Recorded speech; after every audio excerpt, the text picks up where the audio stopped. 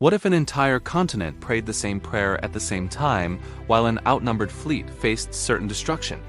October 7, 1571, the day that proved public prayer can change the course of history. The year is 1571. The Ottoman Turkish Empire is at the height of its power, threatening to overrun all of Christian Europe. Their massive navy has been conquering Mediterranean territories one by one. Christian ships are being destroyed. Christian cities are being enslaved. The Turkish advance seems unstoppable. Pope Pius V knows that if the Turkish fleet isn't stopped, all of Europe could fall under Islamic rule. But the Christian forces are hopelessly outnumbered. The Turkish navy has roughly 300,000 men and 300 galleys. The Christian Holy League can barely muster 12,000 soldiers and about 200 ships. It's a suicide mission by any military calculation. So the Pope does something that many today would consider naive or useless. He calls on all of Christendom to pray the Rosary publicly. Not just individually in their homes, publicly in churches, in processions through the streets. Together, the members of the Confraternity of the Holy Rosary responded in massive numbers. Across Europe, from Rome to Spain to France to Germany, Christians gathered in churches and prayed the Rosary out loud together, begging Our Lady for victory. On October 7, 1571, the first Sunday of October, the two fleets met at Lepanto in the Gulf of Corinth. The Christian commanders knew they were facing impossible odds. The Turkish admiral was supremely confident. He had more ships, more men, more weapons. Victory seemed guaranteed. As the battle began, something extraordinary started happening. The wind, which had been favoring the Turkish fleet, suddenly shifted. Turkish ships that had been in perfect formation found themselves struggling. Christian galleys that should have been overwhelmed began winning engagement after engagement. Meanwhile, all across Europe, the confraternity members were on their knees praying the Rosary. Hail Mary after Hail Mary, decade after decade. Thousands of voices united in the same prayer, storming heaven for the same intention victory for the Christian fleet. And then it happened. Against all odds, against every military prediction, the Christian Holy League won a complete and total victory. The supposedly invincible Turkish navy was destroyed. The Ottoman advance into Europe was stopped. The tide of history turned not because of superior military might, but because heaven responded to the prayers of the faithful. When news reached Rome, Pope Pius V, who had been praying the Rosary during the battle, declared that Our Lady had won the victory.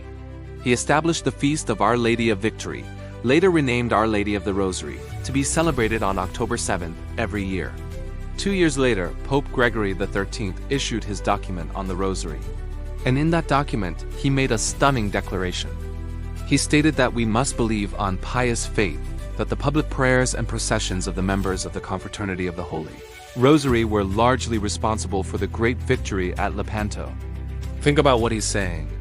The Pope is officially declaring that prayer, specifically public communal Rosary prayer, changed the outcome of a military battle, not just helped, was largely responsible. The fate of Christian Europe was decided not primarily by swords and ships, but by rosary beads. But notice the emphasis on public prayer. Pope Gregory XIII specifically points to the public prayers and processions. Why does this matter? Because public prayer is more powerful than private prayer to appease the anger of God and call down His mercy. This isn't to say private prayer doesn't matter, it absolutely does. But when the faithful gather together, when they pray with one voice, when they unite their hearts in the same petition, something powerful happens. Jesus Himself said, "Where 2 or 3 are gathered in my name, there am I in the midst of them." United prayer multiplies power. The Church, guided by the Holy Spirit, has always understood this.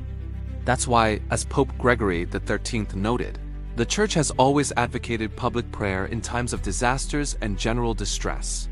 When plagues threaten, the Church calls for public prayer. When wars loom, the Church organizes processions and communal devotions.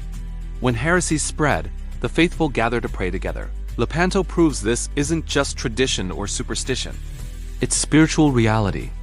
On October 7, 1571, while 12,000 Christian soldiers faced 300,000 Turkish warriors, thousands of Christians across Europe prayed the Rosary together publicly, and heaven intervened.